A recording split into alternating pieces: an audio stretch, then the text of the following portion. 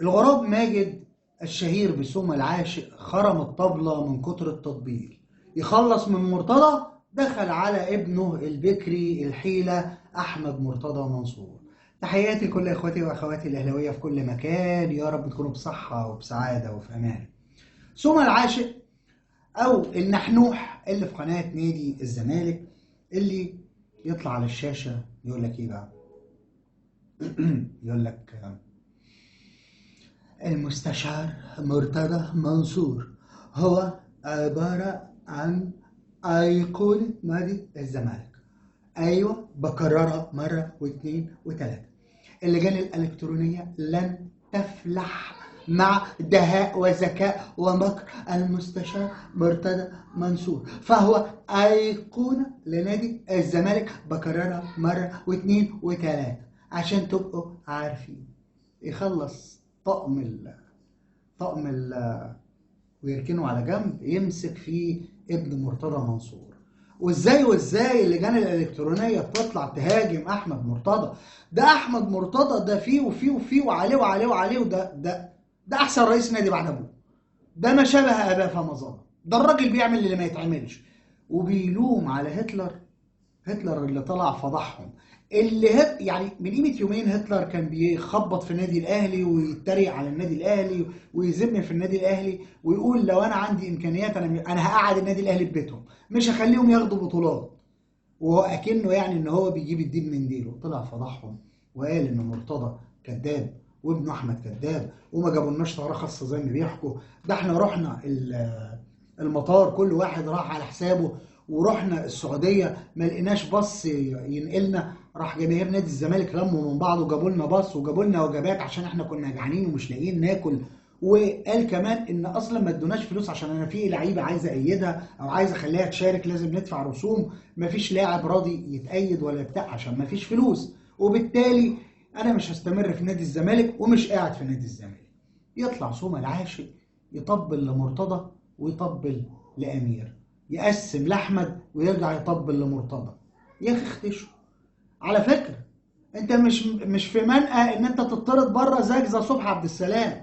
يعني انا جبت فيديو امبارح في القناه عندنا في الاهلاويه 2 لصبحي عبد السلام، وهو يعني مطرود ومحطوط عليه وبيتكلم وبيقول انا كذا كذا كذا والسبب في طرده من قناه نادي الزمالك. النهارده برضه في فيديو في القناه الاساسيه الاهلاويه على اليوتيوب واحد، وانا هحط لكم اللينك في اسفل هذا الفيديو وهثبته لكم، بيتكلم على انه اتمنع من الدخول لنادي الزمالك واتطرد من قناه نادي الزمالك. فانت مش في منأى برضه يا اسمك ايه انت يا غراب.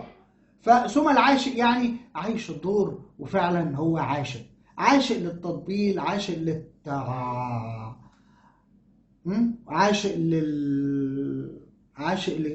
انتوا فاهمين. ما تيجي نطلع ونسمع وناخد يعني فقره كوميديه كده، يعني حل يومك مع سومة العاشق. تعالوا نطلع ونسمع ونشوف سومة ونرجع نكمل كلامنا. بس ما تنساش اخويا حبيبي الاهلاوي تدعمنا بلايك وشير الفيديو. اول مره تشوفني، اول مره تخش قناتي، تشترك في القناه وتفعل زر الجرس وتختار كل الاشعارات عشان ما فيش اي فيديو يفوتكم على قناتنا وقناتكم وقناه كل الاهلاويه على اليوتيوب. ما تنسوش انا مثبت لكم لينك القناه الاساسيه بتاعتنا الأهلاوية على اليوتيوب 1 وعددها 53,000. أتمنى لحضراتكم تشتركوا فيها عشان ما يفوتكمش أي فيديو سواء في القناة الكبيرة أو القناة البديلة. تعالوا نطلع ونسمع ونشوف الفيديو ونرجع نكمل كلامنا. يلا بينا. أكلمك عن المديون بالتأكيد، لكن عاوز أقول لك في البداية أنا حزين على المشهد، حزين على كم الأكاذيب وكم الإشاعات وترويجها على نادي كبير عريق بقيمة نادي الزمالك، والجميع يشاهد في صمت. أنا مذهول من اللي بيحصل، كم إشاعات غير طبيعي، حملات ممنهجة على السوشيال ميديا، صفحات موجهة، إعلام موجه، كل ده لمين؟ لنادي الزمالك؟ لكبرياء نادي الزمالك؟ اللي مش عارف نادي الزمالك ولا تاريخ نادي الزمالك ولا كبرياء نادي الزمالك لازم يتكسف على دمه عشان هو كده بينهش في تاريخ الرياضة المصرية. الزمالك جزء لا يتجزأ من الرياضة المصرية. الزمالك ككيان مؤسسي، كنادي كبير، كنادي عريق لا يستحق هذه المعاملة.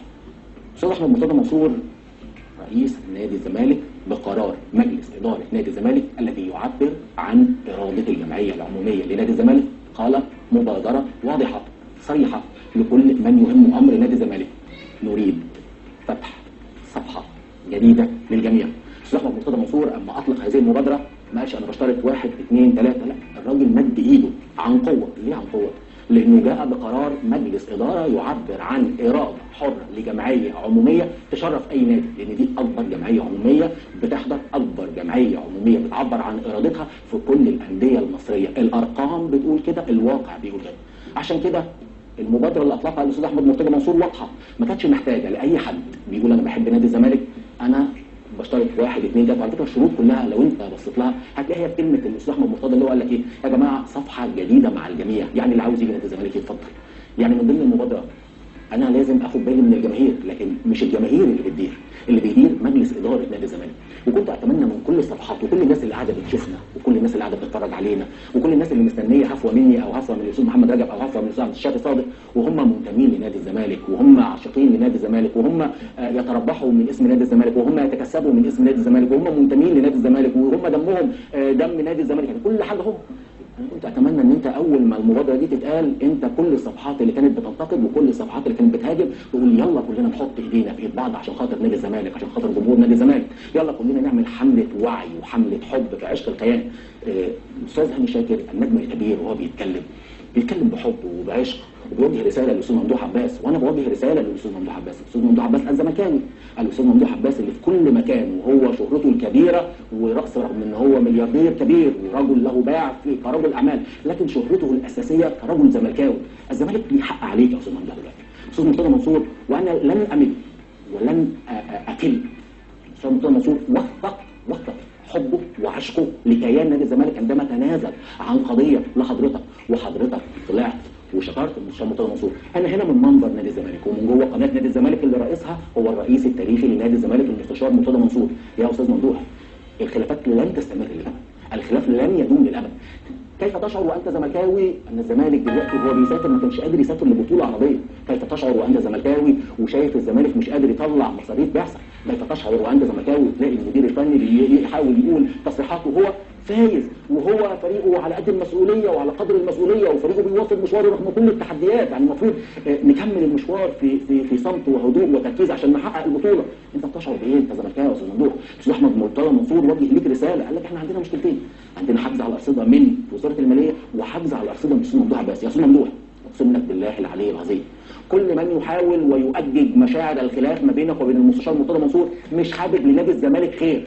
الهدف اسقاط نادي الزمالك، الهدف هو هدم نادي الزمالك. لو بتحب نادي الزمالك لازم تكلم المحامي بتاعك دلوقتي، لازم تخاطب المحامي بتاعك دلوقتي، لازم تنهي اي خلافات عشان خاطر نادي الزمالك. حب نادي الزمالك مش شعارات، حب نادي الزمالك مش كلام، حب نادي الزمالك مواقف، المواقف اللي التاريخ مش هينساها لحد. استاذ ممدوح امبارح استاذ احمد مرتضى بيتكلم بكل ثقه وبكل هدوء وعلى ارض الصلبه، لان هو جاي وعارف ان نادي الزمالك يقدر بشيء من التركيز، بشيء من الظروف الطبيعيه التي يتم توفيرها لكل الانديه او لنادي بعينه او للنادي المنافس او للقطب الاخر للرياضه المصريه. الزمالك يقدر يتجاوز كل المشاكل، تخيل ان الزمالك يقدر يتجاوز كل المشاكل اللي موجوده دي. بس الاستاذ ممدوح بس يرفع الحجز عن الارصده. طب يا استاذ ممدوح لو انت ليك فلوس بلاش ترفع الحجز عن الارصده، بلاش تقول ان الفلوس دي من الاستاذ ممدوح للزمالك، لا لو انت ليك فلوس ما تيجي نقعد. ايه المشكله يا استاذ ممدوح ان احنا نقعد؟ ايه المشكله ان يبقى في وفد من مجلس اداره نادي الزمالك لحضرتك ونقعد؟ وانا بوجه رساله اخرى لمعالي وزير الشباب والرياضه المحترم الدكتور اشرف صبحي. الدكتور اشرف يا وزير الشباب والرياضه، استقرار نادي الزمالك امن قومي. اجدد واكرر لكل من هو معني باداره شؤون الرياضه المصريه، استقرار نادي الزمالك اداريا وماليا امن قومي في هذا الوطن. هذا الوطن الذي لديه رئيس بقيمه وقامه فخامه الرئيس عبد الفتاح السيسي اول من اطلق هذا التصريح، الرياضه المصريه امن قومي. اذا الرياضه المصريه امن قومي، الرياضه المصريه لها جناحين، الزمالك والاهلي، الاهلي والزمالك. اذا نادي الزمالك استقرار اداريا وماليا امن قومي. هذا يستحق من وزير الشباب والرياضه الان مش قبل شويه ولا بعد شويه ان هو يدعو كل الاطراف المتنازعه في خلاف وجهات النظر ان يكون موجوده ونقعد على طاوله واحده، نقعد على ترابيزه واحده ونطرح كل المشاكل، نطرح كل الازمات ونشوف ايه الحلول. ده لو في فعلا رغبه جاده لانهاء مشاكل نادي الزمالك. نادي الزمالك يستحق من محبيه ومن رموزه ومن مورديه ومن جماهيره الدعم والمسانده. الدعم والمسانده ما تبقاش كلمه في المطلق يا كريم. الدعم والمسانده تكون مواقف، لازم كل الصفحات، لازم كل يا جماعه هو ايه الاسلحه اللي نادي الزمالك يقدر يحارب بيها؟ ايه الاسلحه اللي نادي الزمالك يقدر يحقق بيها بطولات؟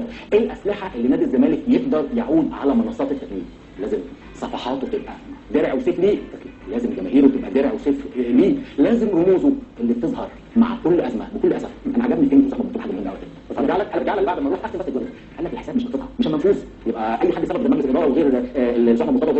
المستشار مرتضى منصور الرئيس التاريخي هو من احسن نتيجه سلبيه او تحصل خساره تنهال السهام بالنقد وسهام التقطيع في مجلس الاداره. اتمنى ان المعامله تكون اساسها وشعارها مع الدعم والمسانده لاجل نادي الزمالك. طيب خلينا نروح نرحب سريعا عن الاستاذ ممدوح. اتكلمت عن المستشار مرتضى منصور، كان كلامي واضح وكلامي كله مترابط ببعض. قلت المستشار مرتضى منصور ليه سابقه تاريخيه وثقه ان هو ببساطه شديده جدا تنازل لصالح كيان نادي الزمالك. اما جيت اتكلمت على الاستاذ ممدوح قلت الزملكاوي كسؤال، الزملكاوي ما يحجزش على الارصده، الزملكاوي ما يوقفش يتفرج على النادي وهو بيعاني باشد المعاناه. ده الكلام في سياقه تماما. انا حابب بس اخد من كلام الاستاذ احمد مرتضى منصور. احمد مرتضى النهارده في مداخلته المقتضبه عبر لك عن نادي الزمالك الذي يدار بنظام مؤسسي. النهارده هو رئيس نادي الزمالك بيوزع ادوار على اعضاء المجلس، النهارده هو رئيس نادي الزمالك يترك القرار والخطا الذي حدث من المدير الفني لكره اليد للمشرف على كره اليد. ده نادي الزمالك، ودي القائمه اللي اختارها المستشار مرتضى منصور عشان تقود نادي الزمالك في هذه المرحله الحرجه. ولو كان في حد يشكر في هذه المرحله هو على رؤيه المستشار مرتضى منصور، لان المستشار مرتضى منصور مش بس بقوه شخصيته وبرؤيته وبكاريزما اللي معروف عن المستشار مرتضى منصور، لا كمان في اختياراته. واما ترك المشهد بارادته عمل حاجه شديده الاهميه، كان حريص ان المجلس ده يبقى على قلب رجل واحد، كان حريص ان كل الخلافات اللي موجوده بالنسبه لمجلس الاداره تنتهي. عشان كده النهارده مجلس الاداره موجود على ارض ثابته، عشان كده مجلس الاداره النهارده باختياره الاستاذ احمد مرتضى منصور لاداره نادي الزمالك كرئيس لنادي الزمالك هو تعبير عن اراده للجمعيه العموميه ممثله في مجلس الاداره. انا عاوز اتكلم عن المرحله اللي جايه سريعا. المرحله اللي جايه تحتاج سريعا لكل من ينتمي لنادي الزمالك وكل محب لنادي الزمالك وكل عاشق لنادي الزمالك ان هو يبين بقى خلاص مدلول الكلام ده على ارض الواقع. الاستاذ احمد مرتضى منصور بيؤكد على هذه المبادره. الزمالك فتح صفحه جديده مع الجميع، يتمكن من الجميع ان هم يعودوا لنادي الزمالك، يدعموا نادي الزمالك، يساندوا نادي الزمالك، يقفوا مع نادي الزمالك مش بشروط. اذا كان البعض اعلن شروط فالبعض الاخر منتظر شروط اخرى. انا لغايه دلوقتي بالنسبه لي المدير الفني النهارده المدير الفني لكره اليد لما فريق يكون كسبان ويخرج ينتقد ويخرج بهذه التصريحات، انا مع الاستاذ احمد مرتضى منصور لما قال لك ببساطه قال لك الجديد ان حتى بقى الانتقادات اثناء الفوز، وده يخلي فيه كتير من علامات الاستفهام اللي بالتاكيد يكون مسار تساؤلات شديده جدا. اكيد. طبعا فاصل من التطبيل، فاصل من التعريض، فاصل من انتوا بتشبعوش. مرتضى منصور راح، مرتضى منصور جه، مرتضى منصور دخل الحمام، مرتضى منصور ايه ده؟ مرتضى منصور مشي ساب قناه نادي الزمالك وساب نادي الزمالك وساب لهم الكرسي. لا يا شيخ، انت بتستعبط؟ ما هي احنا عبط يعني، انت بتستعبط.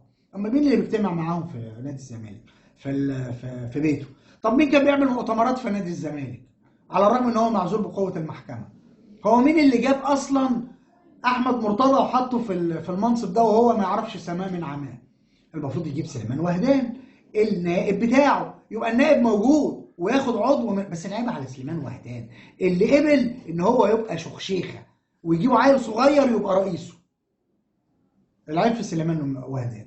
ولكن عمر المطبلاتيه ما هيبطلوا تطبيل. بس خد بالك، زي ما احمد جمالات كان استاذ طبله، وصبحي عبد السلام هزاز الرأس كان استاذ طبله، اتمنع من دخول نادي الزمالك بامر مباشر، وقالوا العمال الحرس بتاع البوابات اوعوا تدخلوا صبحي عبد السلام، اول ما تلاقوه ارموا بره، اوعى يخط كده، وتحول للتحقيق، واتمنع من الظهور من قناه نادي الزمالك، اتطرد من قناه نادي الزمالك. فيعني مرتضى وعياله ما لهمش امان. خليك في صف الحق، قول الحقيقه يا ابني. ما حدش بيموت من غير يعني ما حدش بيعيش من غير اقول ايه يعني. احترم نفسك يعني. ما فيش حد في الدنيا دي ربنا بينساه.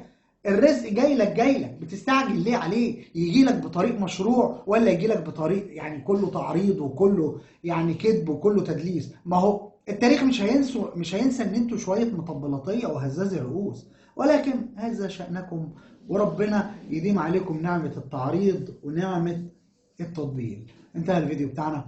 ما تنساش اخويا حبيبي الاهلاوي تدعمنا بلايك وشير الفيديو. اول مره تشوفني، اول مره تخش قناتي، تشترك في القناه وتفعل زر الجرس وتختار كل الاشعارات عشان ما فيش اي فيديو يفوتك على قناتنا وقناتكم قناه كل الاهلاويه على اليوتيوب. بشكركم مره واثنين وثلاثه وعشرة. كان معاكم اخوكم هاني الشرقاوي، والسلام عليكم.